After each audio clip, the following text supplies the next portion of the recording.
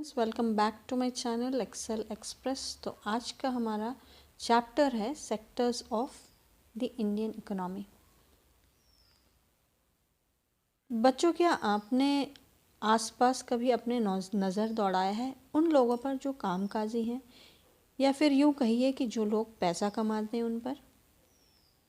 किस तरह से या फिर किस काम में वे लोग लगे हैं जिनसे वे अर्न करते हैं अपना लाइवलीहुड। एग्जाम्पल के तौर पर हो गए फार्मर्स, आपके milkman, masons, garment shops, coolie.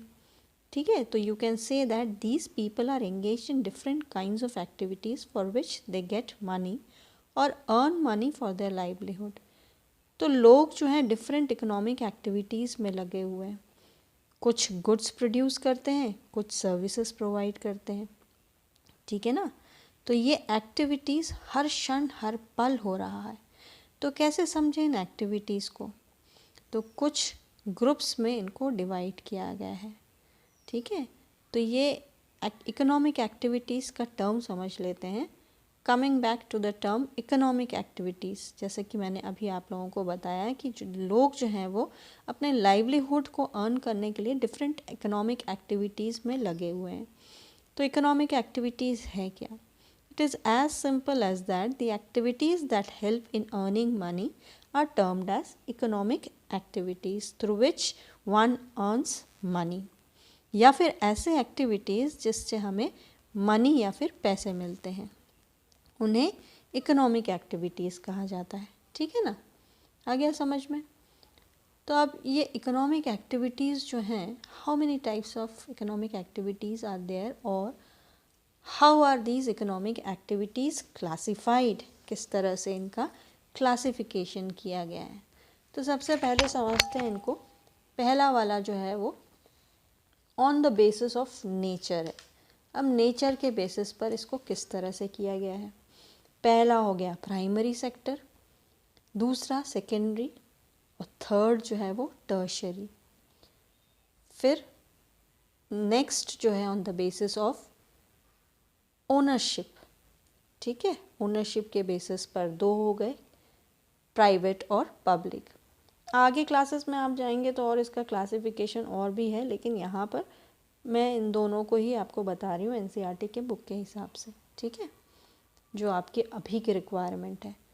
फिर on the basis of employment जो है वो ऑर्गेनाइज्ड और अनऑर्गेनाइज्ड सेक्टर हो गया। ठीक है, ये तीन सेक्टर्स आ गया समझ में। फिर अब इसको समझते हैं। सबसे पहले हम लेते हैं हमारा प्राइमरी सेक्टर जो है। ठीक है, प्राइमरी सेक्टर नाम से ही समझ में आ रहा है कि भाई ये प्राइमरी है, इम्पॉर्टेंट है, मेन है। अब प्राइमरी सेक्टर का फर्स्ट पॉइंट जो है ना बच्चों, उसको ध्यान से सुनना। पॉइंट वाइज समझाऊंगी आपको, थोड़ा ध्यान से सुनना, कॉन्सेप्ट पर जाना, एक्सप्लेनेशन पर जाइए। Primary sectors are those sectors which are derived from nature. ठीक है, ऐसे सेक्टर्स जो हमें, या ऐसी चीज़ें जो हमें नेचर से मिलती है, वो प्राइमरी सेक्टर में आता है। जैसे example agriculture, mining, fishing, forestry are examples of primary sector.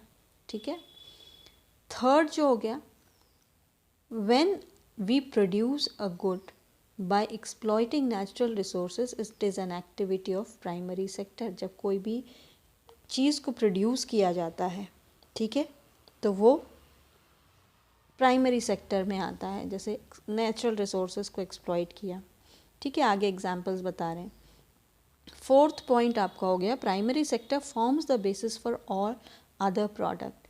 ठीक है, अब बेसिस कैसे, जैसे एग्जाम्पल मैं आपको दूंगी, वीट जो है वो एक नेचुरल रिसोर्स है जो कि हमने नेचर से डिराइव किया, या फिर नेचुरल प्रोडक्ट्स जैसे कॉटन हो गया, वीट हो गया, फिश हो गया, शुगर केन हो गया, ये सारे जो हैं वो क्या हैं, ये नेचुरल प्रोडक्ट्स हैं।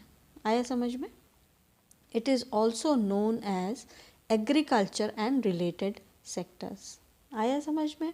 और इसीलिए इसको as it forms the base, सब चीज़ों का ये बेस है।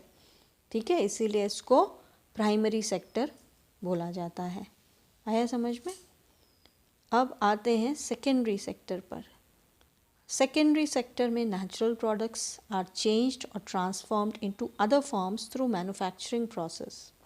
मतलब सेकेंडरी सेक्टर में वो ऐसी चीज़ है जैसे नेचुरल प्रोडक्ट हो गया, जैसे आपका एग्जांपल मैं दूँ यहाँ पे, जैसे वीट हो गया। वीट को जब हमने कन्वर्ट किया, गेहूं को जब हमने कन्वर्ट किया आटे के रूप में, तो वो हो गया आपका secondary activity, where industry is required, where factory is required, और you can say manufacturing of something is going on. ठीक है, तो सेकेंडरी सेक्टर में नेचुरल प्रोडक्ट्स आर चेंज्ड और transformed into other forms through manufacturing process. ठीक है, अब next point आते हैं। यहाँ पर प्रोडक्ट जो है हमें नेचर से नहीं मिलता, बल्कि it is converted into other forms. Natural, nature से मतलब डायरेक्टली हमको नहीं मिल रहा है, मतलब एक्टिविटी की बात कर रहे हैं हम, सेक्टर की बात कर रहे हैं। ठीक है, हम उसको कन्वर्ट करते हैं अपने हिसाब से। समझ में आया? थर्ड जो है, as the product is produced और manufactured in industries, it is called as industrial sector. Industrial sector बोला जाता है क्यों? क्योंकि यहाँ प्रोसेसिंग का काम होता है या मैन्युफैक्चरिंग का काम होता है। नेक्स्ट फोर्थ पॉइंट जो है, the process is done in workshop, factory, और it can be done at home. घर पर कर सकते हैं, फैक्ट्री पर, या फिर वर्कशॉप में किसी भी रूप से कन्वर्जन। अब घर पर कैसे, एक एग्जांपल लेते हैं, जैसे हल्दी हो गई। ठीक है, turmeric, turmeric when it is converted, or when it is converted into, you can say, powdered form, it becomes turmeric powder, तो it can be done at home also।